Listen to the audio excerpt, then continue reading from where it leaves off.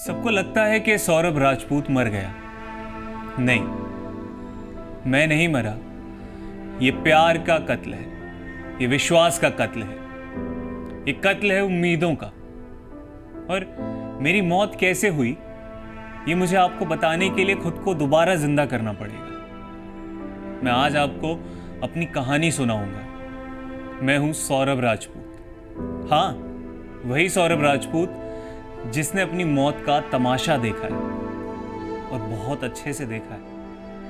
मेरा कसूर सिर्फ इतना था कि मैंने मोहब्बत की, बेइंतहा मोहब्बत, और वो भी उस लड़की से जिसे मेरे प्यार की कदर ही नहीं थी। अपने आशिक के साथ मिलकर उसने मेरे प्यार के कई टुकड़े कर दिए। मेरे दिल पर खंजर लेकर 3 वार किए उसने। मुझे इतनी दर्दनाक मौत नसीब हुई जिसके बारे में कोई सोच भी नहीं सकता। और ये भगवान, ऐसी मौत तो मेरे दुश्मन को भी ना दे। क्या प्यार करने की इतनी बड़ी सजा मिलती है? मुझे तो पता भी नहीं था। मैंने एक कातिल को अपने घर में जगह दे रखी थी। मैंने कोशिश की थी कि उसके दिल में अपने लिए घर बना सकूं। मैं भी आम लड़का था, जैसे आप लोग हैं। सब कुछ बहुत नॉर्मल था मेरी लाइफ में। घर में पिताजी, माँ, भाई, दीदी, सब कुछ था मेरे पास। हंसता खेलता परिवार। लेकिन किस्मत कहाँ अपने हाथ में होती है। जब मैं कच्ची उम्र में एक लड़की से मिला ना, तो उस एक मुलाकात में मुझे नहीं पता था कि यहीं से लिखी जाने वाली है मेरे कत्ल की कहानी, वो खौफनाक कहानी। लड़की को देखते ही जैसे मैं बदल सा गया था। कुछ अलग सा हुआ मेरे साथ। मैं उस लड़की को रोज मिलना चाहता था, हर रोज बातें करना चाहता था। वो सिर्फ लड़की नहीं थी, मेरे लिए मेरे जज्बात बन चुकी थी। मैं कच्ची उम्र में ही उस लड़की को सब कुछ मान चुका था। हाँ जी, सब कुछ। मैं खुद को उस लड़की के लिए भुला चुका था। अपनी सुध बुध खो दी थी मैंने। मैं उसके पीछे पीछे भागता गया और उस अंजाम पर पहुंच गया जो मैंने कभी नहीं सोचा था। उस लड़की का नाम है मुस्कान। हाँ, मुस्कान ही मेरी कातिल है, जिसने मेरे प्यार, विश्वास, मेरी उम्मीदों का बेरहमी से कत्ल कर दिया। यकीन मानिएगा, जब मैं पहली बार उससे मिला था तब मुझे भी इस बात का अंदाजा नहीं था। लेकिन शायद मेरे घर वालों को कुछ तो अंदेशा था, कुछ तो भनक थी उन्हें मेरी बर्बादी का अंदाजा था। वो बार बार उस लड़की से मिलने के लिए रोकते थे, टोकते थे मुझे। और मैं तो अंधा हो चुका था प्यार में। उस लड़की के बारे में और अपने प्यार की कहानी के बारे में मैं आपको बता रहा हूं। अब तक अपने बारे में मैंने जो भी था सब बताया आपको। मैं चंचल स्वभाव का हूं, लेकिन पढ़ाई में शुरू से होशियार था। जब मैं पैदा हुआ तो मेरी माँ की तबीयत बहुत ज़्यादा खराब हो गई। 4 साल तक ताई ने मुझे पाला पोसा, उन्हीं ने सहारा दिया। मैं अपने भाई बहन में सबसे छोटा था ना, इसलिए सबका लाडला भी था। सभी प्यार करते थे, जो चाहता था वो मिल जाता था हथेलियों पर। और शैतानियाँ भी करता था, लेकिन किसी ने मुझे कभी नहीं डांटा, कुछ नहीं कहा, क्योंकि मैं लाडला जो था, सबकी आंखों का तारा। लेकिन वो तारा अब चमक नहीं सकता, और मेरे अपनों की आंखों में अब सिर्फ आंसू हैं और मलाल।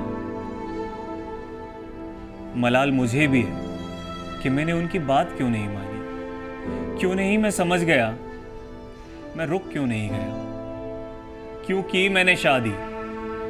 अब आप सोच रहे होंगे कि मुझे मुस्कान से किस उम्र में प्यार हुआ। बहुत बड़ा नहीं था मैं, महज 13 साल का था। हाँ, सिर्फ 13 साल। 13 साल की उम्र में मुस्कान से मिला था। और वो साल भी याद है मुझे, 2011, जब पहली बार मैं अपनी पत्नी ना पत्नी नहीं, पहले प्रेमिका, फिर पत्नी और कातिल मुस्कान से मिला था। मुस्कान के नाना एस्ट्रोलॉजर हैं, और मेरी माँ जो है ना, उन्हें ज्योतिष में बहुत भरोसा है। ये मुस्कान का घर मेरे घर से दूर नहीं था, महज 3 किलोमीटर।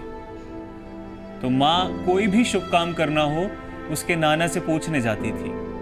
हर मुहूर्त के लिए माँ मुस्कान के नाना के घर पर जाया करती थी और मैं तो उनका लाडला था, तो ऐसे में माँ जहाँ भी जाती मुझे अपने साथ ले जाती थी। मैं उनके साथ साथ खुशी खुशी चल देता था मुस्कान के नाना के घर।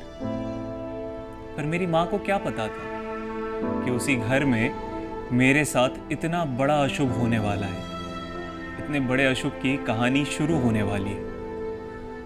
नाना के साथ मुस्कान भी वहाँ मिल जाया करती थी, तो मैं उससे घंटों बातें किया करता था और वही मुझे पहला प्यार मिला।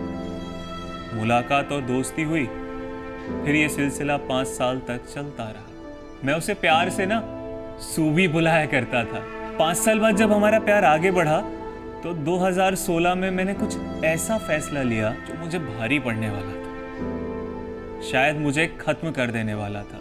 मेरा ये फैसला मेरी मौत की कहानी लिखने वाला था। मैंने एक फैसला लिया था, फैसला था मुस्कान से मेरी शादी का। मैं उस वक्त नाबालिग था, वो भी नाबालिग थी, लेकिन इश्क तो बहुत ज्यादा था ना। परिवार ने मना कर दिया। मैं उस समय तो मान गया था, लेकिन मुस्कान मेरी जिंदगी में रही। मैं उसके साथ अपने भविष्य के बारे में सोचने लगा। मैंने 12वीं के बाद मर्चेंट नेवी का कोर्स किया और जॉब के लिए अप्लाई कर दिया। मुस्कान से मुलाकात का सिलसिला जारी था। इसी दौरान मुझे लंदन बेस्ड एक कंपनी ने शिप में जॉब दे दी। जब मेरी नौकरी लगी, सभी को लगा कि सब ठीक हो जाएगा। लंदन से जब मैं 2016 में वापस घर आया तो मुस्कान के साथ शादी करने के लिए घर से भाग गया। घर पर सब हमें ढूंढ रहे थे, लेकिन मैं तो मुस्कान से शादी करना चाहता था।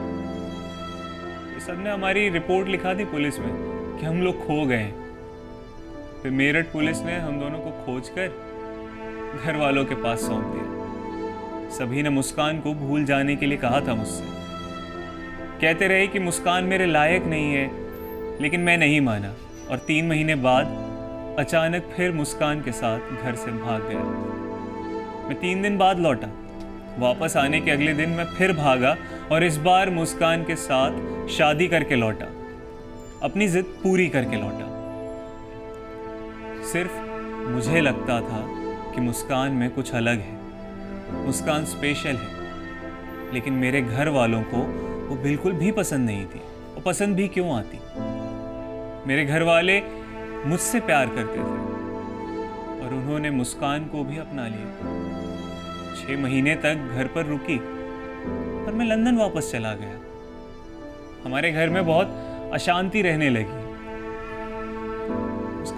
उसका बिहेवियर, उसका व्यवहार परिवार वालों को कुछ खास अच्छा ही नहीं लगा। जब मैं घर लौटा तो सबने मुझे समझाया, लेकिन मैं नहीं माना। फिर घर से कुछ दूरी पर ही किराए का मकान लेके मैं वहीं रहने लगा। पिताजी मेरी इस हरकत से नाराज थे, लेकिन मैं भाई, दीदी और माँ से बातें तो करता ही रहता था, मिलने भी आ जाता था। इसके बाद जब मेरी बेटी हुई तो मैंने उसका नाम पीहू रखा था, लेकिन मुस्कान पीहू का भी ध्यान ना रख पाई, क्योंकि उस समय तक उसकी जिंदगी में कोई और आ चुका था, साहिल शुक्ला, मेरा दूसरा कातिल। वो नशा करने लगी, बाहर आवारा लड़कों के साथ घूमती थी।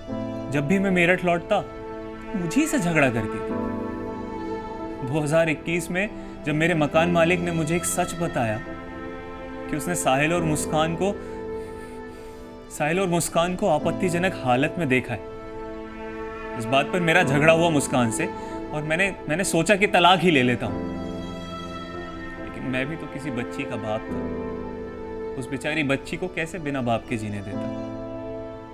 सो मैंने मुस्कान को उस वक्त तो माफ कर दिया। इसके बावजूद मुस्कान ने साहिल से मिलना नहीं छोड़ा। अक्सर माँ के घर माँ के हाथ का खाना खाने जाया करता था, तो मुस्कान के लिए भी ना थोड़ा खाना पैक करा लेता था। 24 फरवरी को लंदन से लौटकर मेरठ आया था, पत्नी बेटी के साथ रुका। 25 फरवरी को पत्नी का बर्थडे आता है, कातिल पत्नी। 28 फरवरी को अपना और पीहू का जन्मदिन, वो भी मनाया था। हर बार की तरह 3 मार्च को मां के घर से खाना लाया और उसी खाने में मुस्कान ने नींद की दवा मिला दी और मुझे बेडरूम में ले जाकर सुला दिया। फिर शुरू हुआ मेरी मौत का तांडव। मेरे दिल पर 3 बार चाकू मारा मुस्कान ने और उस जल्लाद साहिल ने। मेरे बदन को काटते रहे, टुकड़े करते रहे। मैं नींद में भी चीखता रहा, मुझे मत मारो, सिसकता रहा। लेकिन उन दोनों के दिल में दया कहां थी, कोई रहम नहीं था। रूम में ले जाकर उस तरह से पहले उसने मेरी गर्दन काटी, फिर हाथ की कलाइयों को काट कर मुझे वहीं तड़पने के लिए छोड़ दिया। तड़पता रहा। मुझे मार देने के बाद साहिल 24 घंटे तक मेरा कटा सिर अपने कमरे में लेकर सोता रहा। मैं मरा नहीं था, सब देख रहा था। मेरा धड़ मुस्कान के पास था, उसके कमरे में रखे बेड के बॉक्स में था मेरा धड़। मुस्कान उसी बेड पर सोई। यहां तक कि उसके मन में कोई मलाल भी नहीं था। उस दिन मैं नहीं मरा था। उस दिन मेरे प्यार, विश्वास, मेरी मोहब्बत की हत्या कर दी गई थी। जी भारत।